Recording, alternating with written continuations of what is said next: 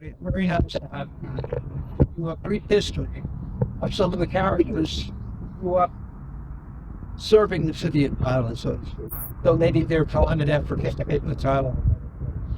And I happen to be one of them. I was born in Hungary, Europe, in 1854, a long line of Orthodox rabbis. But I chose a different path, and I chose the Reform movement, which unfortunately estranged me from my father. And in 1879, I made a decision to come to America with my family because I felt it was a land of opportunity and a better place for me and my family. And I've always considered myself more of an American than many of the people who were here I chanted, because I chose. Very glad that I did. And I originally was a rabbi, and then in 1884, I'm here in 1879, in 1884 I became a United States citizen, which I'm very proud. And in 1900, Keokuk, Iowa was more or less on the decline. And as a result of that, I happened to see an ad in one of the Jewish daily papers asking for a rabbi in Tyler. So I applied and was accepted, and I came to the city of Tyler. And when I came here, Tyler had a population of 30,000 people. Only 100 of them were Jews. So to say that we were a very small number would not be an exaggeration. And I always felt it was very, very important for the Jews to contribute as best we could to a city, to any place that we do.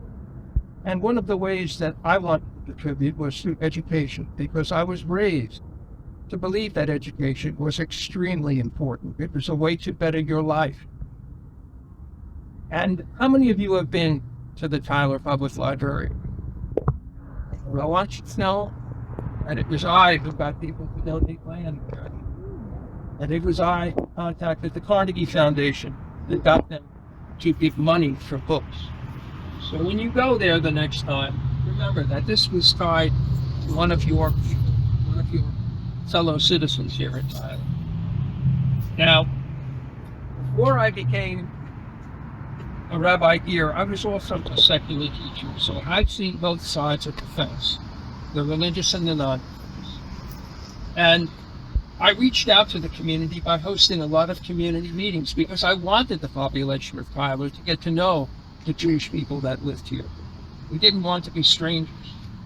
And as a result of that, I was asked to join the St. John's Masonic Lodge. And I became a member of that lodge and actually served as a high priest. And in 1915, when the Ku Klux Klan attempted to take over the lodge, and the way they attempted to do it was to have all members swear an oath of loyalty to the Klan, I protested and said, "This shall not stand." And I formed a coalition, and we fought the Klan, and the Klan did not take over at Chapel. In 1915, I was also appointed to the University of Texas Board of Regents. How many of you have ever heard of Governor Pa Ferguson? He was a bit of a colorful character, and he actually appointed, and I was the first religious leader ever appointed to the Board of Regents.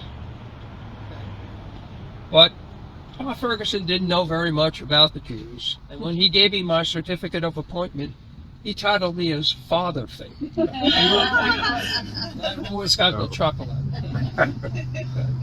And I served very proudly, but one day, unfortunately, Pa Ferguson came to me and said, "Look, I want some of these professors fired."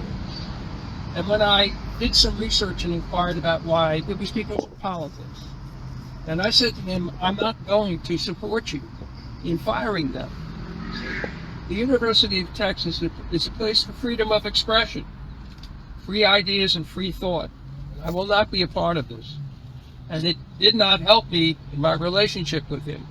But I formed a coalition, and when those professors had their hearing to determine whether they would be fired or not, they were not fired. They were kept on. And I'm very proud to have been a large part of that. Okay. And I served until 1917, when I decided it was time to come back to Tyler full-time and devote myself to being the rabbi here. And in my later years, I actually became senior rabbi in Tyler and the senior minister of all of Smith County. Now, as we age, as we all deteriorate a little bit, and for me, of course, but I often use this to get the attention of young children who are not listening. Okay? But in any case, I gradually lost my eyesight. But I was always able to stay in the loop because I had my family members read to me every day from the local papers in Tyler. So I was always aware of what was going on. Unfortunately, I passed away in 1934 at the age of 79. I'm told by some of the newer spirits here that I had a very beautiful funeral. But I have one regret, and that is that I wasn't here to see it. So thank you all for your time. I hope that you got a little bit of enlightenment to some of the people that are here. If any of you want to tour this part of the cemetery, I think you will find it quite fascinating. Some of the people here were born in the 1830s, right? And the stones themselves provide a lot of history.